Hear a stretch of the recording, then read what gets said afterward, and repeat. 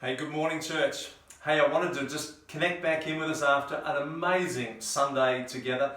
I was incredibly humbled by the opportunity that we were given to speak to what I thought would just be our own people to start with, and then it went so much broader from there. We know that there was somewhere in the vicinity of 300 to 500 devices that linked in during that hour-long period that we were together, and that just represents a far greater number of people. A couple of stories. We had a couple linking in from Indonesia that are our ministry partners who were in on that live stream. And then we had a family serving in another country where I can't tell you where that's from, but they actually watched that. They're serving overseas, and they were incredibly blessed. And so they were just sending their thanks to us and their appreciation for what we did on Sunday. So it was great to be together and do all of that. You know what, we really are living in some strange times, and many of you will have seen, even Sunday night, things are continuing to keep changing for us very quickly. Even yesterday, watching as some of those restrictions came into play, and what does that mean for us as a church? And obviously we're not gathering, so we're ahead of the curve on that. But we want to keep being in that space where we can present or give some form of production or online service on a weekend. So we're going to keep streaming at this point. And if we get held up, we will kind of push that into something that we can piece together, that we can still keep ministering to our people as well too. But as we're seeing out there, there is a lot of fear.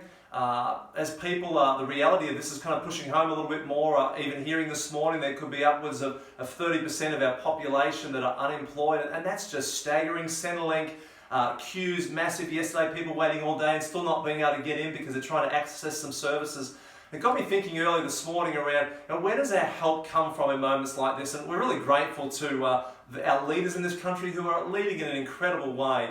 But where does, ultimately as followers of Jesus, where does our help come from? And it turned my attention early this morning back to Psalm 121, and I kind of wanted to read that with us this morning, just to maybe shape some of our thinking as we're going into this week. And the psalmist writes these words: I look up to the mountains, does my help come from there? No, my help comes from the Lord who makes the heavens and the earth. You've got this picture of the pilgrims as they're heading up towards Jerusalem for a worship together for one of their events. And as they're making their way towards Jerusalem, you've got this psalmist thinking about, well, where does my help come from in moments like this? And he settles on that space and says, well, my help doesn't come from the created, my help comes from the Creator. My help comes from the Lord who made the heavens and the earth. He will not let you stumble and fall. The one who watches over you will not sleep. Indeed, he who watches over Israel neither tires and never sleeps. The Lord himself watches over you. The Lord stands beside you as your protective shade. The sun will not hurt you by day, nor the moon at night. The Lord keeps you from all evil and preserves your life. The Lord keeps watch over you as you come and go, both now and forevermore. As I was thinking about this psalm this morning, it made me think that the reality is that as we read the entirety of Scripture, God hasn't promised us a cushioned life. He hasn't promised us that no harm will ever come our way. But ultimately we have a promise in this, that we have a God who watches over us and promises to protect our soul, our life. So if our lives are in the hands of the one who controls the future, then we don't need to fear the future as his children.